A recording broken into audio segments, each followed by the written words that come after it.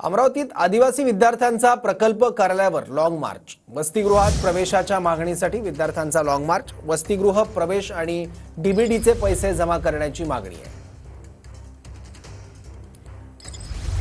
याबद्दल आणखी माहिती घेऊयात। आपले प्रतिनिधी स्वप्नील उमप आपल्या सोबत आहे। स्वप्नील, काय अपडेट्स?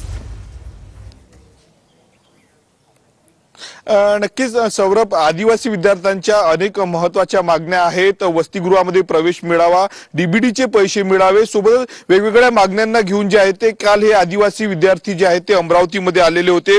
दिवसभर जे आहे ते उपाशी हे संपूर्ण विद्यार्थी होते। अधिकाऱ्यांशी चर्चा झाली नाही, सकारात्मक चर्चा झाली नाही असा विद्यार्थ्यांचा आरोप आहे। आणि हे विद्यार्थी काल धारणीच्या प्रकल्प कार्यालयावर जाण्यासाठी जे ते सायंकाळी पायदळ निघाले होते। रात्रभर संपूर्ण या विद्यार्थ्यांनी जे आहे ते 18 ते 20 किलोमीटरचा प्रवास केला आणि त्यानंतर आता सकाळी पहाटे त्यांना वलगावमध्ये आणण्यात आलेलं आहे। त्यांच्या नेमक्या काय मागण्या आहेत ते जाणून घेऊयात। काय सांगशील, काय मागण्या आहेत तुमच्या? काल तुम्ही रात्रभर पायदळ चालत होता।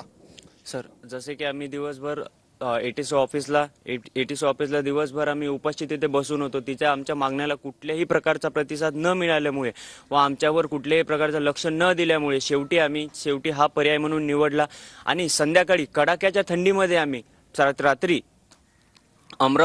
अमरावती ते समोर, अमरावतीच्या बाहेर जवळपास 22 किलोमीटर आम्ही पायदळ चालत गेलो। ज्यावेळेस या प्रशासनाला जाग आली की मुलं आहे बा, त्यांच्यावर देखील लक्ष द्यावं लागते, तेव्हा ते आमच्यासोबत भेटायला तयार झाले। मी म्हणणं आहे माझं, त्यावेळेस काय झोपले होते का प्रशासन?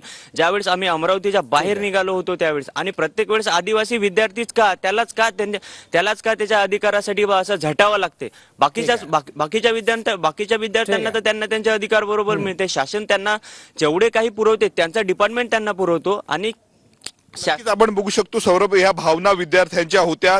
मोठ्या प्रमाणावर जे आहेत ते विद्यार्थी शेकडोच्या संख्येनं धारणीच्या दिशेने निघालेले होते। प्रकल्प अधिकारी कार्यालय जे अधिकारी आहेत आदिवासी विभागाचे त्यांना भेटण्यासाठी निघालेले होते। सध्या वलगावमध्ये या विद्यार्थ्यांना थांबवण्यात आलेलं आहे।